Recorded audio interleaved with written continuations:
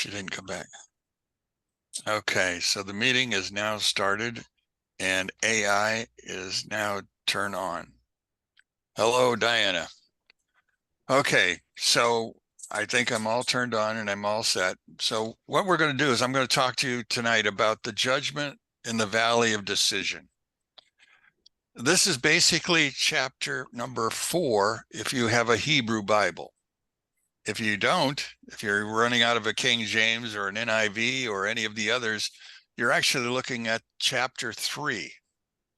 And it's the same verse order, but in the Hebrew Bible, 5 verses of chapter 2 have been broken up into its own section.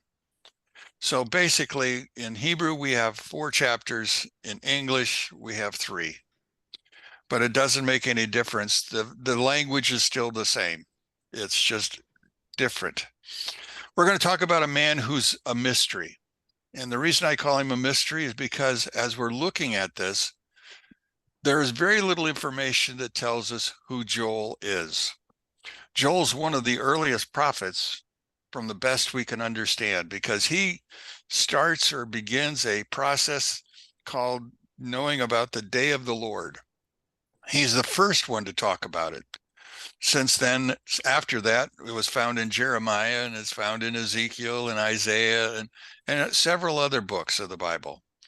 But he was apparently the first one from the best we can understand, because our problem with this is the fact that Joel gives us no hint as to when he lived or where he lived.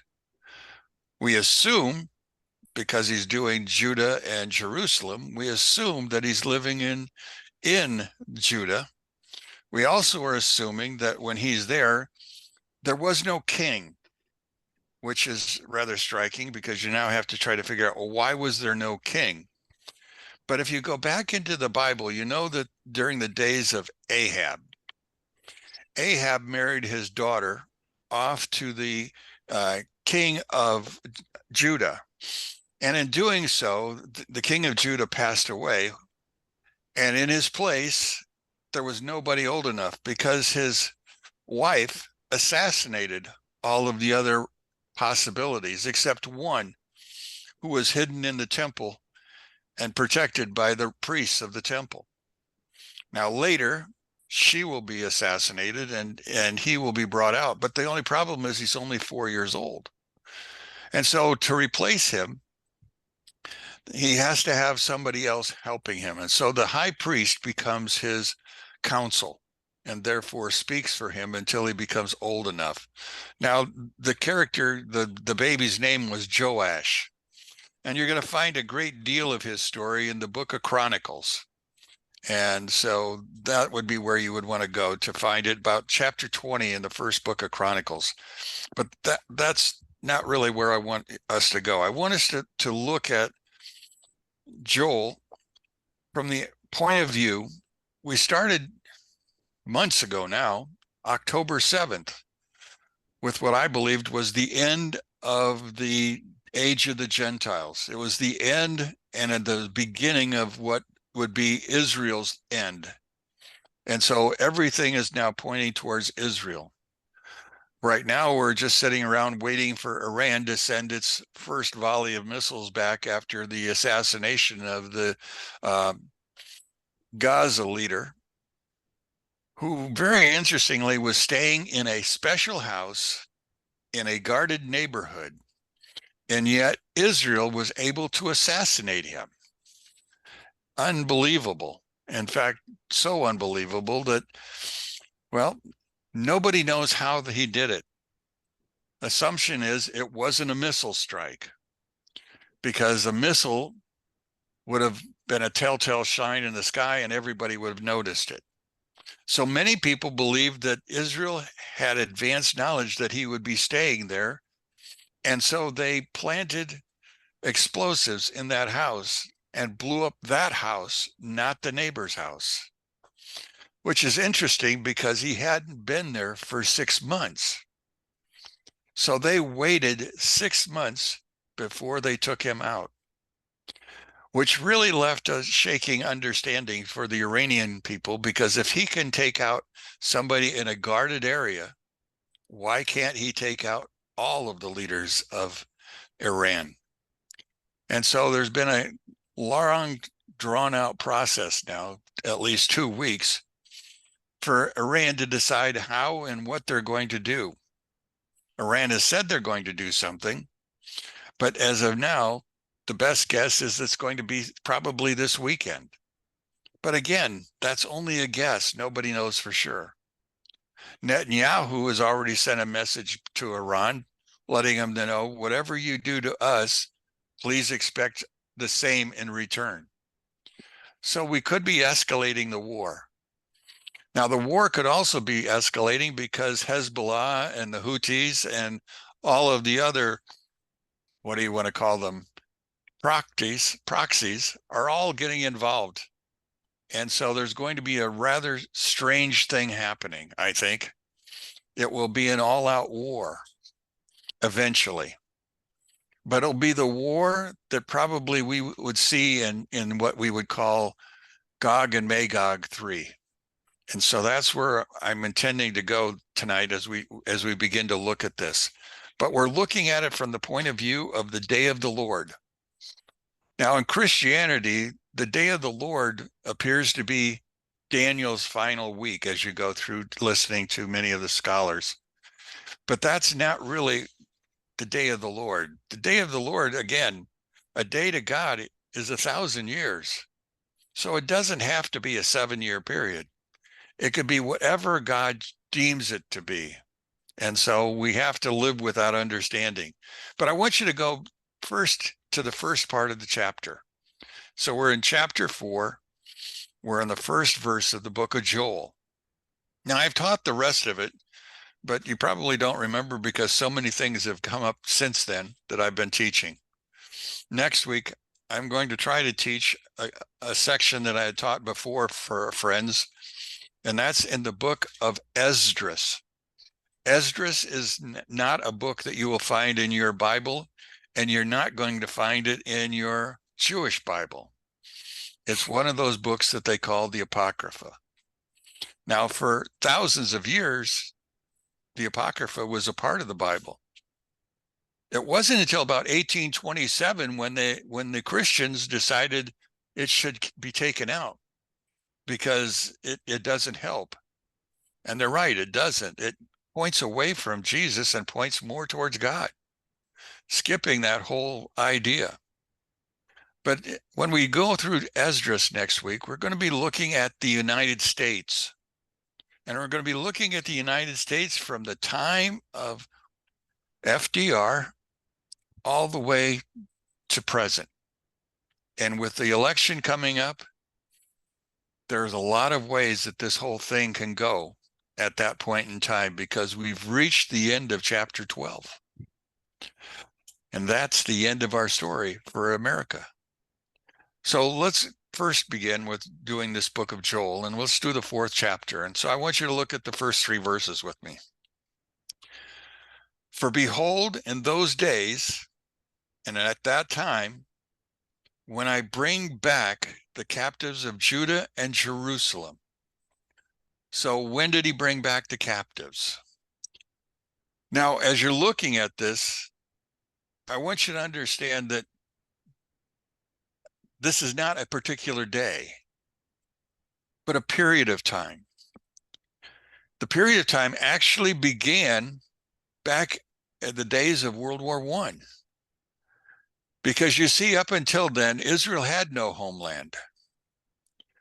Now, England, who was involved in World War I, was running out of what is called acetone. Acetone was used in the making of gunpowder and the making of the flash of the gunpowder. And so they could not get the acetone they needed, so they were running into problems. And they only had a month's supply of it left at that point in time. And so they called on the science community to come up with a substitute for them. Well, a man named Chaim Weizmann did such a thing in 2 days, and he presented it to them. And they said, well, what do you want for that? And he says, simple, I want a homeland for Israel. I won't take money, and I won't give you the formula unless. And so they agreed to that. In fact, they created what's called the Balfour Declaration. Now, the Balfour Declaration really was a Christian dispensation. You see, it's called the Plymouth Brotherhood, in which Balfour and many of the scholars belonged, believed that in order for the end of time to come and for Jesus to return, we needed to have the Jews back in their homeland. And so he willingly agreed to that. Well, that was easy. The only problem was, after the war was done, England had already made a treaty and an agreement with another group of people. You see, they had just, and according to the white papers in 1925, had given away all the Middle East to England and France. And England, rather than give any land to the Jewish people, gave it to the Arabs, divided it among the Hashemite kingdom and Saudi Arabia. Now, they did that because they agreed to help England as they warred against the Turkish people, who was also an Axis power at that point in time. And so when it was all said and done, by 1925, there was no homeland. But Jews had already begun to go back to the land. In fact, there was a great number of them. And as time wore on, coming closer to 1935 and the rise of Adolf Hitler, more people wanted to leave Europe, Jews that is, and head home. So the proclamation then becomes, well, turbulent, because England now has two contracts that they have to figure out. And so the biggest contract was going to go to the Arabs, because the Arabs had what the British wanted: oil. Oil became the bargaining chip. Israel didn't have oil. They didn't have anything, but they still had to abide by the agreement that they had made. And so eventually Israel got a foothold at the cost of a civil war.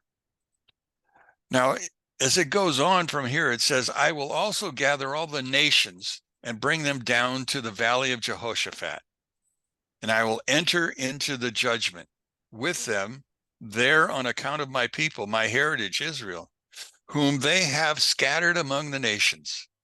They have also divided up my land. They have cast lots for my people, and have given a boy as payment for a harlot, and sold a girl for simply wine that they could drink. There's a lot to unpack in that section. So we're not talking about simply the day in which Israel comes back into the land. God has another point at this time. As they come back into the land, God is preparing to get even, if we want to use those terms, all of the Gentiles who have treated Israel badly. And so he has brought Israel home, and now we're going to begin to look at what he has got for plan. It says that he will bring them down to the valley of Jehoshaphat. Wonderful. There is no valley of Jehoshaphat. Jehoshaphat was a king, and he won a great battle. He won the battle at the valley of Berakah, the valley of blessings. But there is no valley called Jehoshaphat. But the word Jehoshaphat simply means judgment. God is our judge. So as we begin to look at it then, what we're going to be looking at is the last days and the end of the Gentile rule. So we have to be in a period of time where the age of the Gentiles is over. Bingo. We've already reached it. Now, there are 2 days that are coming up that are going to be very significant in this whole thing. One is several months away, but it's called Tishri. Tishri 1, or actually Tishri 14 and 15, is Sukkot. Sukkot happens to be, at this point in time, a period in which they begin one of the Haftorah readings is Gog and Magog. A second possibility is 3 weeks later when they do Parsha Noach. Parsha Noach deals with chapter 10 and 70 nations. Well, the word Gog and Magog has a gematria of 70. So it's assumed that if Sukkot is not when it's going to happen, it will certainly happen by Parsha Noach, 3 weeks later. But that's speculation. That's not God's time. That's our time. That's what we're expecting. Maybe we're right. I want to go back up again a little bit, and I want to talk to you about when I bring back. When I bring back. Now, if you know a little bit of Hebrew, you're going to understand that this word is called ashuv. Ashuv. It's in your scriptures. In fact, if you have a Hebrew Bible, you will find it's written twice, one in parentheses. And the one that's in parentheses is actually what is actually identified as what they should be reading. Because ashiv, that's the second possibility, is when I bring back. But ashuv, which was actually written there, ashuv means I will bring rest. So he's going to bring them back, and eventually he will bring them rest. That's what's going to happen. It's not going to happen in a 7-year period, but it's going to happen. We should understand that. He says, I also will gather all the nations and bring them down to the valley of Jehoshaphat, which I talked about the fact that there isn't one. But there's also many other possibilities. Ezekiel talks about something else. Ezekiel in chapter 39 and verses 11 to 16 talks, well, why don't you flip back there for a second to Ezekiel 39? Because Ezekiel has the place that they're going to be at entirely different. In chapter 39, at the beginning, it begins by saying, now you, son of man, prophesy against Gog, saying, thus says the Lord Hashem Elohim, behold, I am against you, Gog, and the prince of leaders, which would be Rosh, and Meshach and Tubal. I will lead you astray and seduce you. So he's going to bring them down through seduction. They're not ready to come down. He's enticing them to come down. And we'll get that when we go back to Joel. Excuse me. I will cause you to ascend from the uttermost north and bring you upon the mountains of Israel. So he's going to bring this group of people he's talking about from the north. As we go through and start reading about the people that he's going to be bringing, we're going to find out that there's more than just coming from the north. In fact, if you go back to chapter 38 and we look at the same verses, by verse number 2, he begins by saying, I am against you, Gog, the prince of leader of Meshach and Tubal. Now, Meshach and Tubal originally inhabited the lands of Turkey, northern and western Turkey. Some have identified Meshach as being Moscow. In other words, the people had moved. Others said it was Tobolsk, which is Tubal. And Tobolsk is on the east side of the Ural Mountains. So one is what we would think of as the capital of the nation of Russia, but a second capital was Tobolsk. He goes on to say, I will lead you astray, and I will place hooks into your jaw and your cheeks and bring you out. So he's going to lead them here. In the last verse, in 39, he was going to entice them to come. Now he's just simply going to drag them down.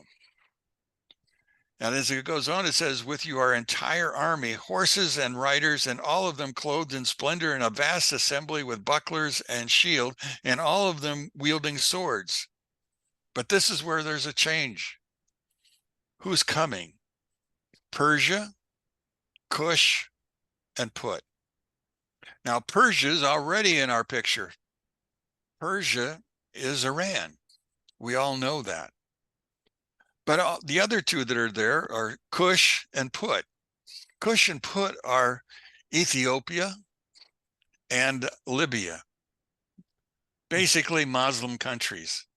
But they wouldn't be coming from the north. So the question is, who's right?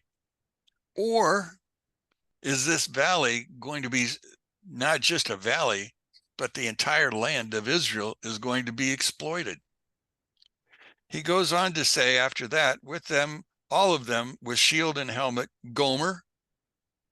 Gomer again is found originally in Turkey, but Gomer also is said to be Germany, and his cohorts, Togomar, which is Turkey today, and the uttermost parts of the north, which is the area of the Ashkenazi Jew, the area of Germany, the area of Poland, those places, northern Europe. All of them are going to be coming down. So they could be going to this valley called Jehoshaphat, which nobody knows where it is. If you're a Christian, you understand they're coming to Armageddon. Well, actually, they're coming to Har Megiddo. That's the Greek. Har is a mountain. Well, it's not actually a mountain, it's a tell. It's a series of cities that have been built on top of each other. And after the city's been ruined, they build another city on top of it, and it's called a tell. The valley is right next to this tell, and that's the Valley of Megiddo. That's where most people think it's going to happen. But there's more to the story than that, because as you see, as we're going through this, there's going to be another hint of something else that's going on. Oh, by the way, chapter 39, verses 11 to 16, which I was starting through. In verse 11, it says, "And it shall be on that day that I will assign Gog the burial site in Israel." Where's the burial site? The Valley of the Passengers. Okay, where's the Valley of the Passengers? Actually, the Valley of the Passengers does exist, but it's in Jordan, not in Israel. You see, when people came down, merchants were traveling in caravans. They had two ways to go from Babylonia and Assyria. One was called the Via Mara, where they would go along the coast of the Mediterranean. Megiddo was important there because Megiddo was where they would be taxed. Ahab set up a city and he set up a tax system so that the merchants would be taxed at that point in time, an official toll booth. But there was another way that they could go south, and that was called along the King's Highway. Now, Israel didn't own the King's Highway. That was in the area that belonged to the Moabites and the Ammonites and the Edomites. Excuse me. But they did come down, and then they got even with the Dead Sea, about the middle of the Dead Sea. And I don't know how many of you have been there, can use your sanctified imaginations.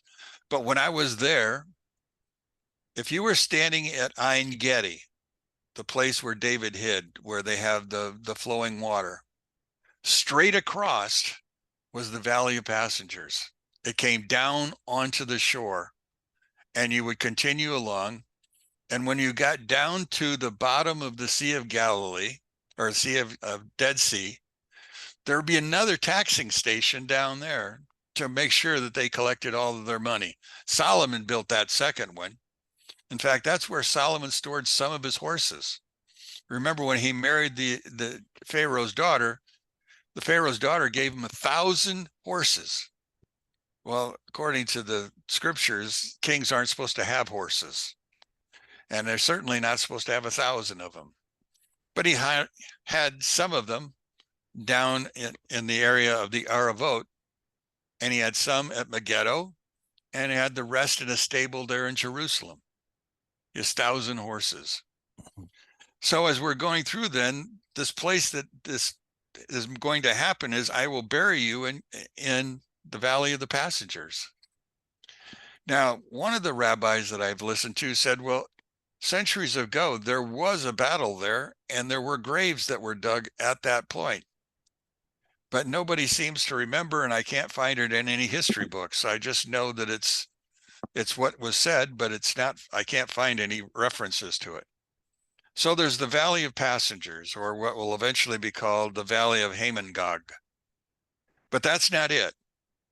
You see, the Muslims also identify that there's going to be a great battle in Israel. Now, the battle won't work out the same way that God is working it out in the Old Testament here. In fact, it's in the book of Hadith, which is in the Quran, in which there will be this greatest Armageddon, the Al-Hamalah, which is also called the Great Battle. So there will be a great battle in which Israel will fall, which is part of the spurring on of the Persians, the Iranians, who believe as mullahs that they are entitled to this land. Now, remember, last week I had Larry Borntrager on. When I had Larry on, the thing that I wanted you to understand is that the Muslims started this war, or the Hamas started this war on October 7th because they said that they were trying to prevent the Jewish extremists from blowing up the mosque on top of the Temple Mount. And if they were going to be able, it was the Dome of the Rock, actually, or Al-Aqsa Mosque. So those were the things that they were going to destroy. So they had a preemptive war. And so on January 10th, they let everybody know that's the reason that this whole thing started. Whether it did or not, I'm not sure. But the idea is that's what you're supposed to think. So we have in the Quran, Armageddon. But we also have something else.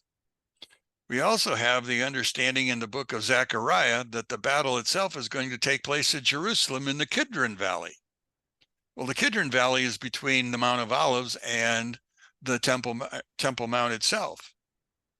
So is that valley big enough?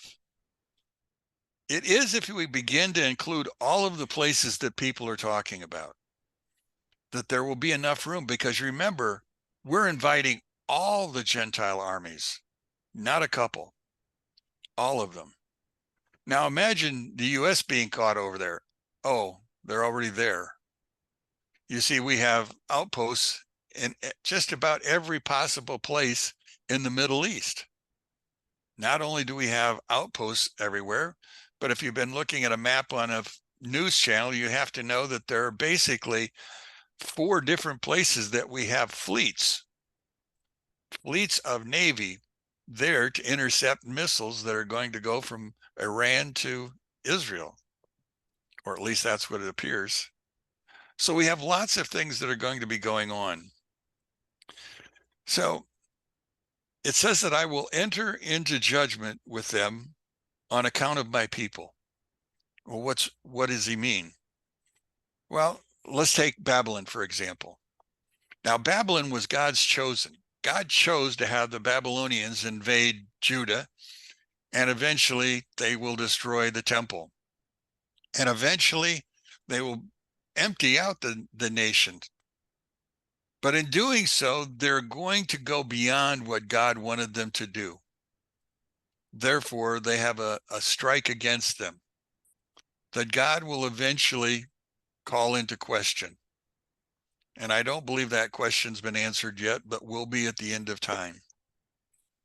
Look at chapter 4, look at verse 4. Indeed, what you are doing, or what you are, try it again. Indeed, what are you to me, O Tyre and Sidon, and all the coasts of Philistia? Will you retaliate against me? But if you retaliate against me swiftly and speedily, I will return your retaliation upon your own head, because you have taken my silver, my gold, and have carried into the temples my prized possessions. Also, the people of Judah and the people of Jerusalem you have sold to the Greeks. Now, by selling to the Greeks, I believe he's talking about to the Gentiles. So you sold it to the Greeks that you may remove them far from the borders. And behold, I will raise them out of the place to which you have sold them, and I will return your retaliation upon your own head. and I will sell your sons and your daughters into the hands of the people of Judah, and they will sell them to the Sabaeans, a people far off, for the Lord has spoken. Okay, notice the three nations that he picks out. Actually, they're not even nations. Well, one is Philistia is a nation. The other two are cities, Tyre and Sidon. They both were a part of the Phoenician Empire, but he particularly mentions those two. Now, if we're looking at today's map, Phoenicia, the Phoenicians having Tyre and Sidon, lo and behold, that's Lebanon. Those are two of the strongholds of Hezbollah. If we look down to the Philistia, we're looking at Gaza. Now, notice what he says. If you attack, he will retaliate. But again, it says, will you retaliate against him? What did he do that you're going to retaliate? Nothing. This is all smoke.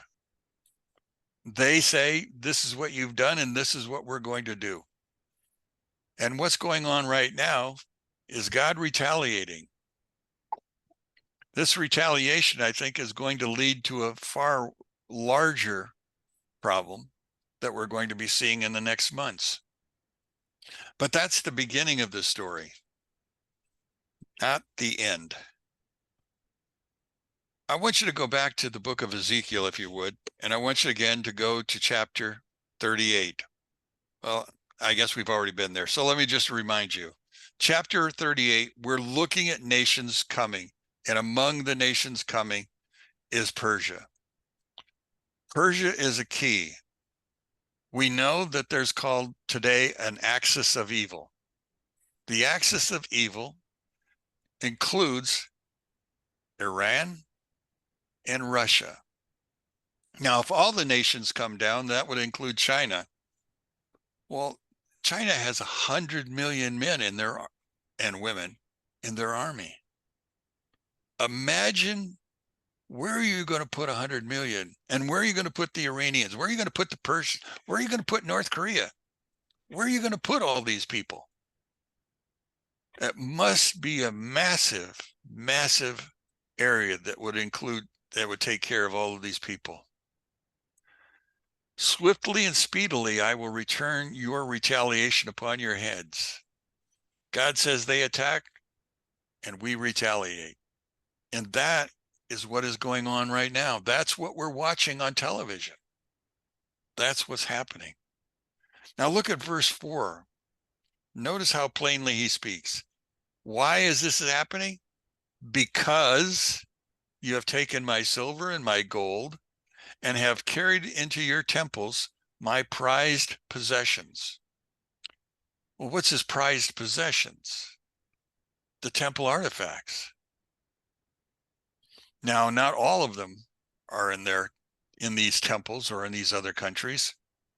In fact, it's understood that Babylon has the menorah, or at least a good copy of the menorah, because remember, Solomon made 10 menorahs in his temple, and he made 10 tables of showbread. He also made the altar of incense. All of these things are there for which he will retaliate. But what's worse than that is the human trafficking. Notice, you're going to sell the boys that you take for a prostitute. That's not very much value.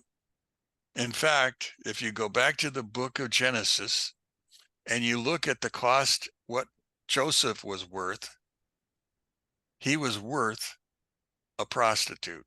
That was the amount of money they paid to get Joseph. And if you look to see how much they paid for women, they didn't. They traded drink for them. A jug, if you will, depending on how good looking she was. Imagine what's going on. You know, in Israel today, after the fall of Russia, many of the Russian Jews who also were a part of the Russian mafia moved to Israel. They moved to Eilat, southern Israel, the southern point. They've established gambling casinos and all kinds of things down there. It's its own version of the Wild West, but yet at the same time, it's also a tourist trap. But there, the assumption is they're still going a network of dealing with humans, human trafficking.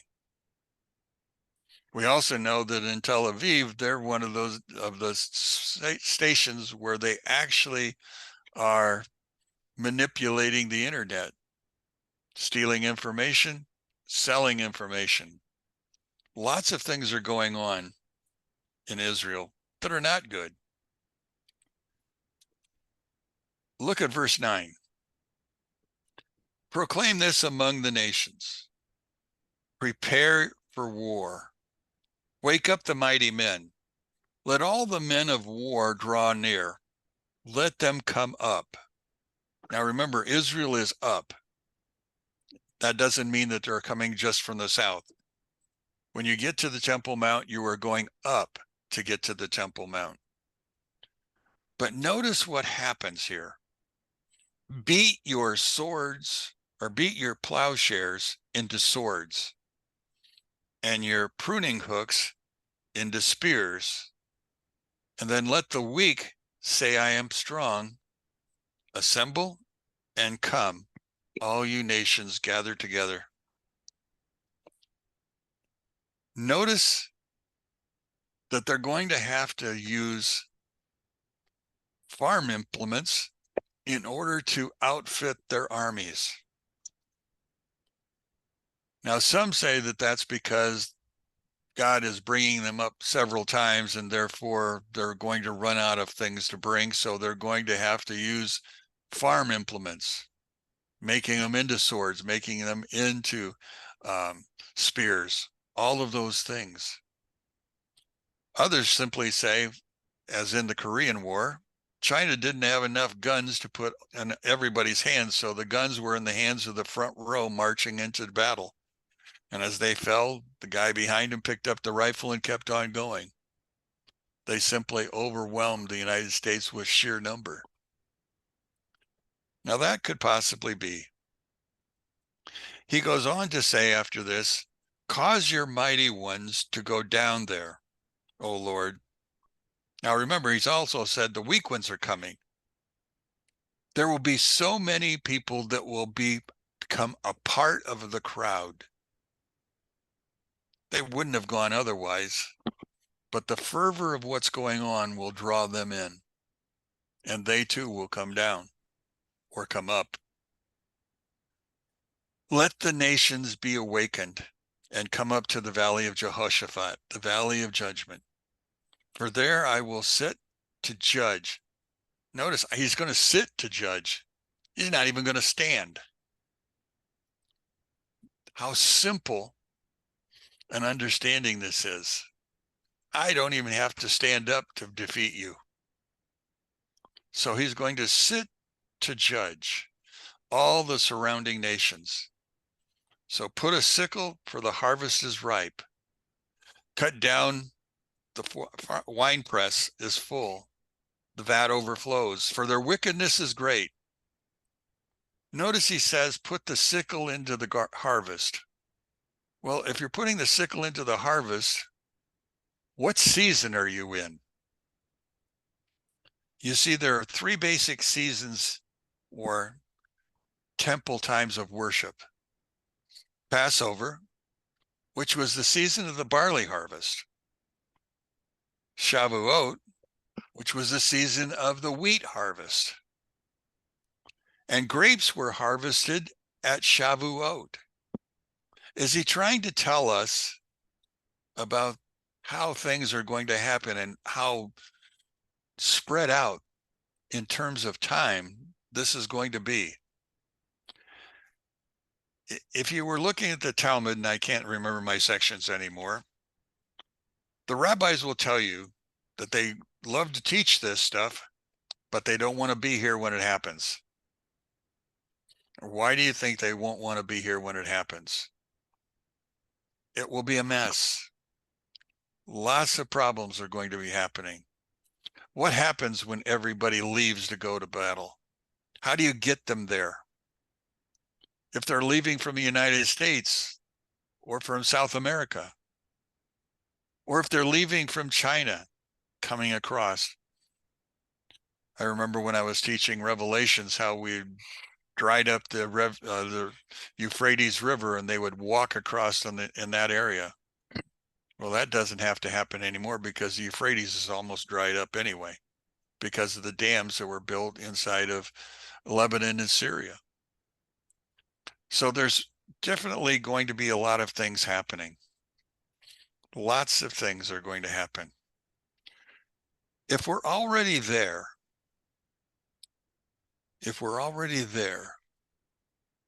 imagine this.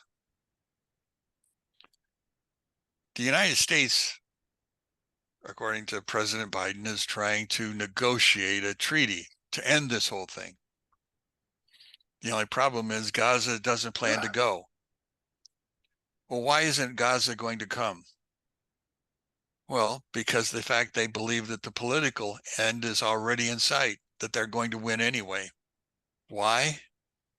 Because there is so much hullabaloo in the United States and across the world in favor of the Palestinian cause, that they're not going to negotiate. We're just going to see it all happen, come to an end, and they win. That's not what God says, but that's what they're thinking. Turn in your Bibles to Psalms 2. Now, I'm sure many of you read Psalms 2 multiple times, especially if you follow the ideas of reading through your scriptures. But in Psalms 2, it's rather fascinating in the very beginning. It begins by saying, "Why do the nations rage?" Do you remember that line? Why do the nations rage? Where is that? Well, anyway, why did the nations rage and the people plot in vain thing? The kings of the earth set themselves and the rulers take counsel together against the Lord and against his anointed. Now, that doesn't mean a Messiah. The word anointed here can just simply mean multiple people, such as Jewish people altogether. Let us break their hands or their bonds in pieces and cast away their cords from us. He who sits in the heavens, that's God, shall laugh, and the Lord shall hold them in derision. Then he shall speak to them in his wrath. And I want you to remember that, in his wrath, and distress them in his deep displeasure. Now they're going to beat their swords into plowshares. That's going to be the scope of the battle in Ezekiel, and it's going to be the battle in Zechariah. But there's more that's going to happen at that point.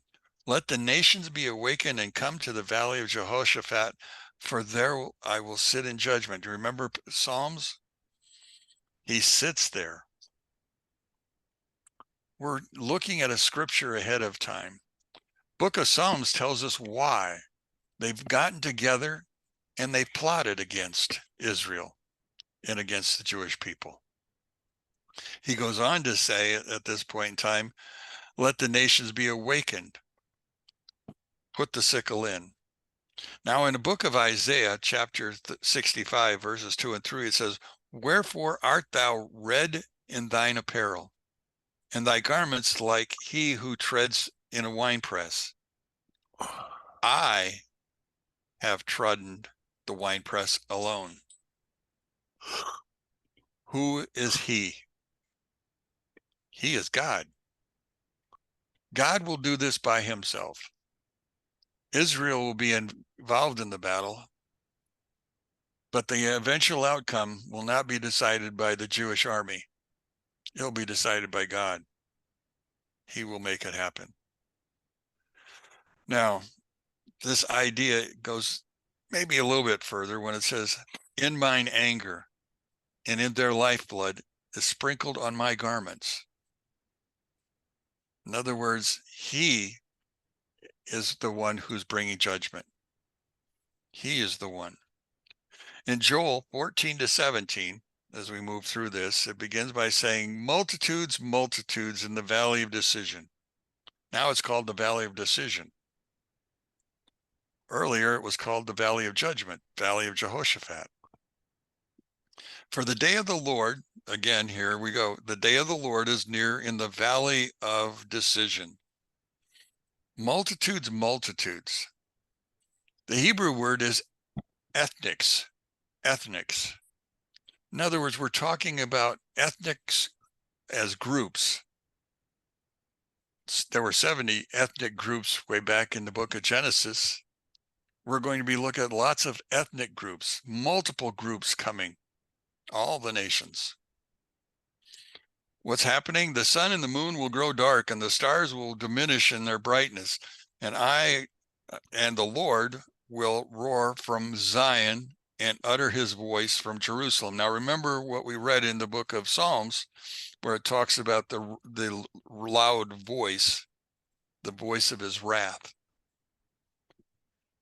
The heavens and the earth will shake, but the Lord will be a shelter for his people and the strength of the children of Israel. So you shall know that I am who roars from Zion and shall emit his voice from Jerusalem, and the heavens and the earth shall tremble. Then Jerusalem shall be holy, and strangers shall not pass through her again. Multitudes, multitudes, ethnics, all of them will be there. Now, this idea of smoke, this idea of pillars of fire, all of those things tend to throw you back to the Passover season, when again everything becomes dark. If you go up on Mount Sinai in chapter 5 of Deuteronomy, or if you're there in chapter 19 and 20 in the book of Exodus, a great deal of darkness. Also in this darkness, we find ourselves that it talks about the blood of the moon and all of those other things. The moon and the sun represent two portions of the calendar, the night sky. And if you go to the book of Sefer Yetzirah, you understand that those portions have an effect on this earth and on us. I know when I was living in Indiana, when January and February rolled around, I was disgusting. Why? Because it was dark so many days. I became depressed by it. But as I'm down here, I don't get depressed by it. But again, I got plenty of sunshine, but the temperature's 99, 100 degrees, so I still don't go outside. But at least I'm not depressed. You understand what I'm trying to say? The idea is the fact that they hold something. In the book of Daniel, Daniel was in prayer, and for 21 days, he prayed earnestly and wasn't receiving an answer. Do you remember why? It was the Prince of Persia, an angelic force, a star maybe, or a constellation, where the angel is covering or hovering over the nation of Persia. And he didn't want Daniel to understand what the future held. You see, he didn't want anybody to know the future, because the future would have meant he would have been lost. And so he attempts to interfere with that. So there's plenty of things that are happening. But now we're into the valley of decision, according to the book of Joel. And it says that at that point that it's going to be total darkness, the moon, the blood, everything. And so we're looking at something that's going to be quite different than what we're normally thinking of. Radak believes that at the same time that there's this earthquake, which is also mentioned in the book of Ezekiel in chapter 38 and also mentioned in Zechariah chapter 14, that this is not going to be just an earthquake that shakes Jerusalem or shakes Israel, but the world will shake. Not only will the world shake, but he also says that his voice is like a roar. understand that when the people were standing below on Mount Zion or on Mount Sinai, they all heard his voice. But there are stories that say that the voice was so loud that it carried to the other nations. Everybody heard. Imagine the power of that voice. Now imagine just a lightning strike that comes down next to you. Imagine the sound of the thunder, the lightning. That's God's voice. Imagine it. So you shall know that I am who roars from Zion and shall emit his voice from Jerusalem. That means God is back in Jerusalem. Imagine, can you feel his presence? If he's there, now there's no temple at this point in time. The temple probably won't be built until after. Joel 4:18 goes on to say, and it will come to pass in that day that the mountains shall drip with new wine. The hills shall flow with milk, and all the brooks of Judah shall be flooded with water. A fountain shall flow from the house of the Lord to the Shittim Valley. Now, the Shittim Valley is actually, it's a valley with the acacia trees in it.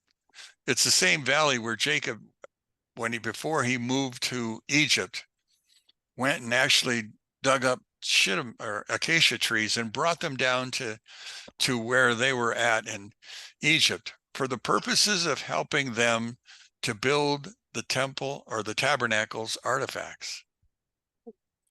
All of that's there. Now Egypt shall eventually become desolation, and Edom also will be desolate wilderness because of the violence against the people of Judah. For they have shed innocent blood in their land, but Judah shall abide forever, and Jerusalem from generation to generation. For I will acquit them of the blood, or of the guilt of the bloodshed, whom I had not acquitted, for the Lord dwells in Zion. So we have this water flowing. I know you probably remember the scripture verse that it says that the desert will bloom like a rose. They're talking about the Arava, which is southern Israel, which is a desert now. At one time, it did bloom. In fact, there's plenty of water under there, deep underneath. Which one did you get those out of? Which one did I get what out of? Hello? Okay. Anyway, back to the story. The exact location of Shittim really isn't known. The best guess is that Shittim was actually on the east or west side of the Jordan River, just north of the Dead Sea. That's where they assume it's going to be. In fact, there's a wadi there. It's called Wadi El Nan. That's the wadi that this water is supposedly going to flow through as it goes from the Temple Mount all the way down to the Sea of the Dead Sea, and from the Dead Sea into the Mediterranean. Well, the Dead Sea doesn't have an exit. In other words, all the water it takes in simply evaporates. There's no exit of the water, and that's why the salt content continues to get stronger. That's why when you go to Israel and you go down to the Dead Sea, you get to float on the salt water. But there will come a time when that water will have an exit. But at that same time that the water is going to have an exit, it's going to flow into the Mediterranean. So you got salt water flowing into the Mediterranean. But if you go to the book of Ezekiel in chapter 36, they talk to us about the fact that there's this cleanliness that's going to happen in all of Israel. Goes back to Larry Borntrager, the ashes of the red heifer. That which is what he was digging for, which is what he was protecting and helping to take care of these last couple of months. And he's going to go back and do it again later this spring. But the understanding is the fact that water will become clean. Not only will the water become clean, but the water will become fresh. Imagine all the water in the world becoming fresh water. There won't be any longer anybody who's going to suffer from dying from hunger or malnutrition because there's no water for them. The water will be plentiful everywhere, and the deserts will bloom like a rose. because all the water will become fresh water. Now, there's been a couple of periods of time in the last few years when there has been floods that have flooded the Jordan River and gone down, and for a period of time, freshwater fish were actually living in the northern end of the Dead Sea. But that's only temporary, not yet ready to come. So he's going to sprinkle clean water upon you, and you will become clean from all of your impurities, and all your abominations will I cleanse you. And I will give you a new heart. This is the book of Ezekiel, chapter 36. And I'll give you a new heart and a new spirit, and I will put them within you, and I will take away the heart of stone out of your flesh, and I will give you the heart of flesh. And I will put my spirit within you and bring you about that you will walk in my statutes and you will keep my ordinances. That's where it's going to happen.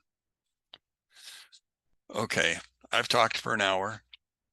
This is chapter 11 in the book of, or chapter 4 in the book of Joel. This is the last chapter, but I've given you, I think, enough to think about. Anybody have any thoughts after listening for this long? Don't mean to talk for an hour, but that's what it ended up being. So if you have anything you'd like to ask or say, I'd appreciate talking with you.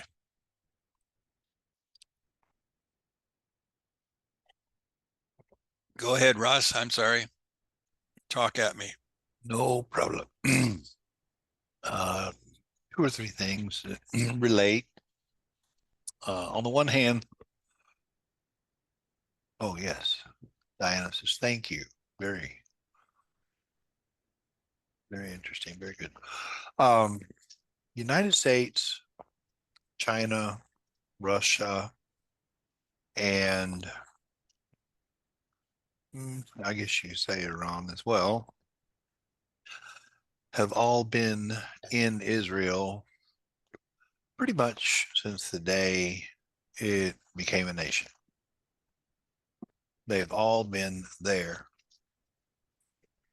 And we never see it because they run around wearing blue helmets. You understand what I'm saying? Yeah, I didn't want to go to the United Nations peacekeeping forces. But Well, yes, that's absolutely true. Absolutely true. not to mention some of the other nations that are on the list. And I don't know if you caught the article or not, but recently there were, I think, about a dozen United Nations UNWRA, I believe is how it's listed, arrested because they were actively had taken part in the October 7th attack. I don't know if you caught that news article or not. Well, they also were using their house, their headquarters, for launching pads for rockets. Mm-hmm. They fired rockets from the same place. That you can't make it up. I mean, United Nations is already against them. That's why it's easy to see Joel's point. They're all coming. Mm-hmm. They're already involved. Good point, though. I didn't even think about mentioning that. Well, I kind of stumbled on that when I got to the impression that Gog and Magog kind of fit that. It's a multinational force that is assembled. They come in, they're armed with weapons, but they don't just go around shooting people and beating them up with the butt of the guns, right? They're there in a military type fashion or presence, but they're just more or less, I guess, what you would call a occupational force. Eyes and ears on the ground, and if they see something, they say something, and then all of a sudden you got another UN resolution saying you can't do this. It's happening in that fashion, and we just don't see it through that lens. You're right about human trafficking. I think there's going to be, you know, uh, some sorting out of who's who, and it's not going to be very pretty when that happens. You mentioned some of the parties involved. Yes.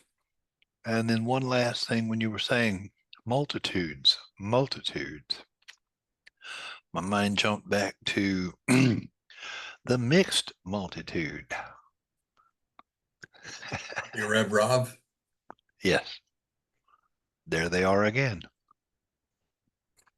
I'll stop Yes. there. I'll let somebody else have it. I could go on, but Does anybody else want to share anything? I Thank you, thought Diana, Ross for the was nice doing pretty comment. good. Go ahead, Mary. I just wanted to hear what Ross had to say. I thought he was doing pretty good. Oh, don't pay attention to Ross. He only knows stuff. No. I Ross, got you got one anything more. else? One Sure, more. sure.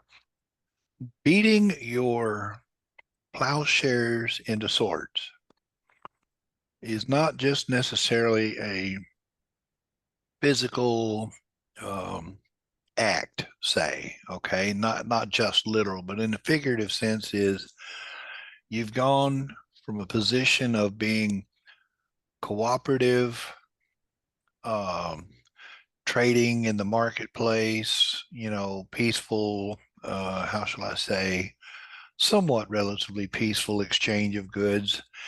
And now you're going to change your attitude from plowshares to swords. Now we're going to go to battle. We're going to boycott you. It's that kind of an idea. It's not just a literal, I'm going to take my hoe and you're going to regret it. I'll That's stop. amen, brother. There's so much here that can be metaphor if you want to make it that or spiritualized instead of making it a physical thing. But there's so much in the Bible. The more you look, the deeper it goes.